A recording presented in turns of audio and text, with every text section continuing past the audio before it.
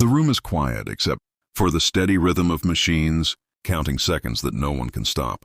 White light reflects off polished floors. And for the first time in decades, the world's loudest visionary is not commanding attention. He is listening. Elon Musk lies still, staring at a ceiling that suddenly feels heavier than gravity itself. And he exhales a sentence that carries more weight than any launch countdown. I missed too much. No cameras are rolling. No audience is waiting. There is no stage, no applause, no deadline to beat. Just a man, a bed, and time slowing down enough to be felt. In this moment, ambition doesn't roar. It whispers. And what it whispers is regret. This is not the story people expect. It's not about rockets piercing the sky or electric dreams reshaping cities. It's about silence. The kind of silence that strips away titles and leaves only truth behind. Surrounded by monitors and wires, he realizes that even the most powerful minds cannot negotiate with time. He thinks of the world outside that hospital room, endlessly scrolling, endlessly rushing, convinced that speed is safety. He recognizes himself in that movement, the urgency, the constant push toward what's next. And suddenly, what once felt like momentum now feels like distance. He didn't miss numbers on a screen. He didn't miss deals, launches, or headlines. He missed moments. Ordinary, quiet moments that never make the news but somehow make a life. Conversations that could have been longer. Laughter that could have lasted a little more. Silence that could have healed instead of being avoided. For the first time, the man who told humanity to accelerate feels the need to slow down. He understands something unsettling. Progress without presence has a cost, and that cost is paid in memories you can't replay. The machines continue to beep, indifferent to legacy. They don't care who you are or what you've built. They only count time, reminding him that seconds don't pause for genius. And in that steady rhythm, his mind begins to rewind moments he assumed would always be there later. Later to call someone back. Later to rest. Later to enjoy what he had already achieved. Later to live. He sees now how often later becomes never, and how easily tomorrow becomes a hiding place. A thought cuts through him with unexpected clarity. The future he was racing toward was never guaranteed. He had been building tomorrow with relentless focus. But somewhere along the way, he forgot to live today. That realization doesn't feel motivational. It feels confrontational. It asks questions that don't care how successful you are. What are you postponing? Who are you assuming will always be there? What moment are you ignoring because it doesn't look important enough right now? He remembers people who stood by him when the vision was still fragile. People who wanted 5 minutes while he chased forever. He remembers laughter he postponed, forgiveness he delayed, and silence he never allowed himself to sit with. Success, he realizes, is loud. It celebrates itself. Regret is quieter, but it's heavier. It waits patiently, growing stronger the longer you ignore it. And when it finally speaks, it doesn't shout. It settles in. As his eyes close for a moment, a truth burns through him. This isn't about prophets or heroes. It's about people, about presence, about attention. The rarest resource on earth isn't intelligence, money, or power. It's being fully there.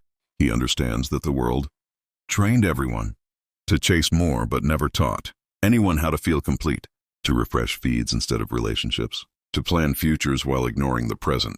And the most unsettling part is that even at the top, he still felt unfinished.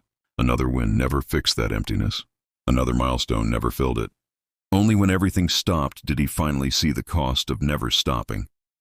He opens his eyes again, and the thought lands heavier than anything before it. If you don't choose where your time goes, life will choose for you. Not out of cruelty, but indifference. This is where the story stops being about him. It turns outward quietly like a mirror. Because on the other side of the screen sits someone scrolling as if time is unlimited. Someone assuming there will always be another chance to slow down. He realizes something terrifyingly simple. Time doesn't wait for visionaries.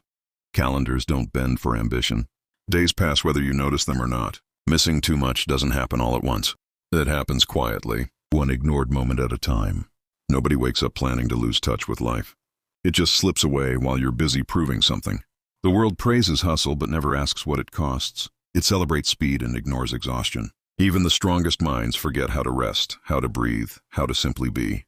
You don't lose life by failing. You lose it by never stopping. The moments you think don't matter today become the memories you would trade everything for tomorrow. That's when it becomes clear. Missing too much isn't about doing the wrong things. It's about ignoring the right ones. He leaves a thought hanging in the silence, heavier than any diagnosis. What you pay attention to becomes your life. Not what you plan, not what you promise, what you notice. Most people don't miss life because they are busy. They miss it because they believe there will always be more time.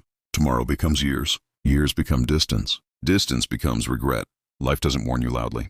It doesn't collapse all at once. It leaks away through distractions, excuses, and not now. The important days look ordinary while they're happening. They feel repeatable until they're gone.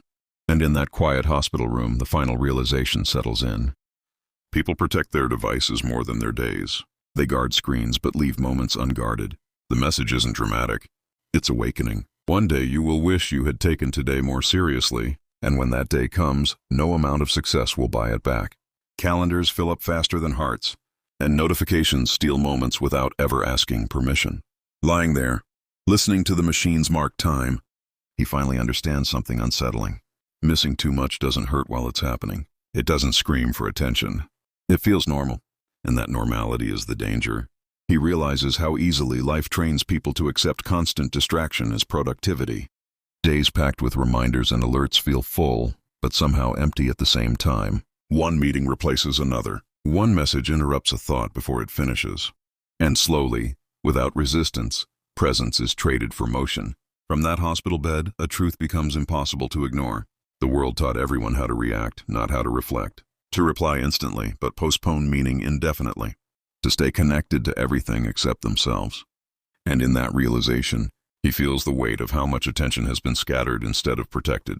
What surprises him most is this. The most powerful move isn't acceleration, it's awareness. Not doing more, but noticing more. He understands that a single pause, taken at the right moment, can change the entire direction of a life. Yet most people scroll straight past their own warning signs, mistaking speed for safety. The truth doesn't entertain him. It interrupts him. It forces him to see how often he was elsewhere, physically present but mentally gone. And the line lands hard in the quiet room. If you are always elsewhere, you are never truly here. That thought doesn't feel philosophical. It feels practical. It asks about this exact moment, about attention, about whether life is being lived or merely passed through. And suddenly the urge to rush feels hollow. Then comes a realization most people never say out loud. Being busy is often a form of hiding. Hiding from silence. Hiding from questions that don't have easy answers. Movement can feel productive while quietly keeping you stuck in the same place. When everything finally stopped, he had no choice but to sit with himself. No noise, no distractions, no deadlines to chase, just truth. And that, he realizes, was harder than any challenge he had ever faced. That's when it hits him with uncomfortable clarity. The life you avoid examining is the life you slowly lose control of. That's why people keep scrolling. Because stopping means feeling, and feeling means facing what's been postponed for too long. The answers, he understands now, don't arrive while you're running. They appear in stillness. They surface in pauses that most people are too afraid to take. Silence isn't empty. It's revealing. From that bed, another heavy truth settles in. Life doesn't ask for permission before changing direction. You can plan perfectly and still be unprepared for the moment that stops you cold. And that's when he sees it clearly. Most people aren't living. They're postponing. Control, he admits, is an illusion people cling to. You can manage schedules and systems, but never the clock itself. Time doesn't negotiate. It only moves forward. And the moments you assume you'll make time for later are often the first ones to disappear. That's why regret feels sudden. Not because it arrives all at once, but because it's built slowly while attention is elsewhere. Hour by hour, choice by choice, distraction by distraction. The sentence that lingers in his mind feels like a quiet alarm. Life doesn't wait for readiness. It responds to awareness, and awareness once seen can't be unseen. As the message turns inward, it becomes personal in a way success never was. The hardest moments in life aren't the loud ones. They're the unnoticed ones you never fully lived. Big events are remembered, but small days are what actually shape who you become. Missing too much doesn't feel dramatic. It feels ordinary. It blends into routine. And that's why it's so easy to miss while it's happening. When memories surface, they don't arrive in order of importance. They arrive in order of attention. The moments he fully showed up for feel complete. The ones he half-lived feel unfinished, like sentences never spoken. That's when he understands something fundamental. Presence is what turns time into meaning. Without it, days blur together and years disappear without leaving anything behind. The realization rewrites how he sees the past. You don't remember the days you were busy. You remember the days you were present, the ones where attention wasn't divided. the ones where you actually arrived. Another truth follows quietly but firmly. The biggest losses in life aren't dramatic endings. They're missed chances to be fully there. No alarm goes off when you drift away from what matters. No warning flashes when days turn into routines. That's why missing too much feels invisible until suddenly it's undeniable. Silence tries to tell you long before regret does. But busyness keeps the volume low. The world keeps people occupied so they won't notice what they're avoiding. Feelings get postponed. Truth gets delayed, and clarity waits patiently for stillness. That pause in the hospital room didn't give him fear. It gave him vision. Vision of what actually lasts. Vision of what he wishes he had protected sooner. What you ignore today becomes the lesson tomorrow. The thought sits heavy, not as a threat, but as a fact. And finally, the realization deepens into something uncomfortable but honest. Life doesn't slip away because you don't care. It slips away because you assume there's time to care later. Most people aren't careless. They're convinced they're early. Early in life, early in plans, early in chances. That illusion quietly steals years. The mind he sees now is brilliant at protecting comfort. It says not today to difficult conversations, to rest, to honesty, to presence. And those small delays stack up into distance from people, from purpose, from yourself. Nothing important was taken from him. It was all slowly handed away, moment by moment, choice by choice. This isn't about guilt, it's about awareness. Time doesn't disappear. It gets spent on what you choose. And once you see that clearly, how you move forward can never be the same.